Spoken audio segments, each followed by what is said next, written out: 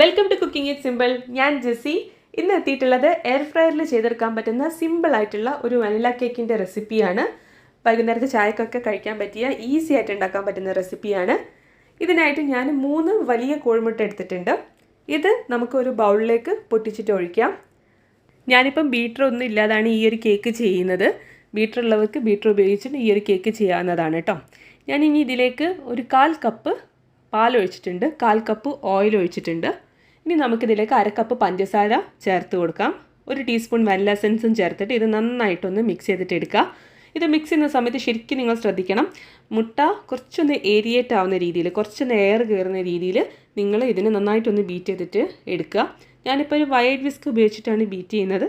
ഞാൻ പറഞ്ഞല്ലോ, ബീറ്റർ ഉള്ളവർക്ക് ബീറ്റർ ഉപയോഗിച്ചിട്ടും ബീറ്റ് ചെയ്യുക. ഈ ഒരു രീതിയിൽ നന്നായിട്ട് പതപ്പിച്ചിട്ട് എടുക്കുക. ഇത് നന്നായിട്ട് ബീറ്റ് ചെയ്ത് കഴിഞ്ഞാൽ നമുക്ക് ഇതിലേക്ക് ഉള്ള ഡ്രൈ ഇൻഗ്രീഡിയൻസ് ചേർത്ത് കൊടുക്കാം. ഇതിപ്പോൾ ചെറിയൊരു ക്വാണ്ടിറ്റിയിലാണ് നമ്മൾ ഈ ഒരു കേക്ക് ചെയ്യുന്നത്. എയർ ഫ്രയർ ഇല്ലാതെ അടുപ്പത്തും അതുപോലെ തന്നെ ഓവനിലും ഒക്കെ കേക്ക് ചെയ്യുന്ന റെസിപ്പീസ് മുന്നേ ചാനലിൽ ഇട്ടിട്ടുണ്ട്. അത് വേണ്ടവർക്ക് അതും നോക്കാം കേട്ടോ. ഇനി ഞാൻ ഇതിലേക്ക് 1 ടീസ്പൂൺ ബേക്കിംഗ് പൗഡർ ഇട്ട് കൊടുക്കുന്നുണ്ട്. അത് ചെറുതായിട്ടൊന്ന് മിക്സ് ചെയ്ത് കൊടുക്കുക.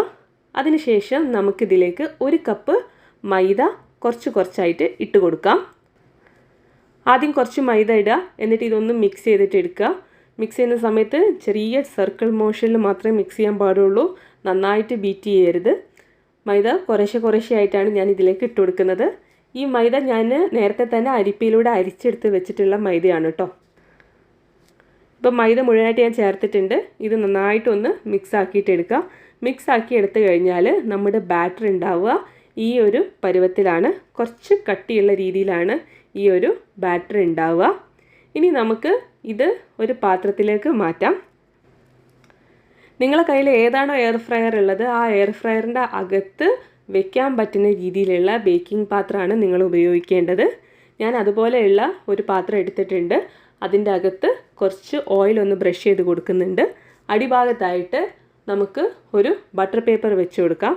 കേക്ക് അടിയിൽ പറ്റി പോവാതിരിക്കാൻ വേണ്ടിയിട്ടാണ് ഇങ്ങനെ ചെയ്യുന്നത്. അതിനുശേഷം നമ്മൾ റെഡിയാക്കി വെച്ചിട്ടുള്ള ബാറ്റർ നമുക്ക് ഈ ഒരു പാത്രത്തിലേക്ക് ഒഴിച്ചു കൊടുക്കാം.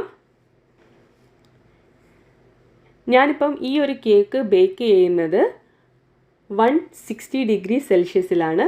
160 ഡിഗ്രി സെൽഷ്യസിൽ 30 മുതൽ 35 മിനിറ്റ് വരെ നിങ്ങളിത് എയർ ഫ്രയറിൽ വെച്ചിട്ട് എടുക്കുകയാണെന്നുണ്ടെങ്കിൽ ഇത് കറക്റ്റായിട്ട് വെന്തിട്ടുണ്ടാവും.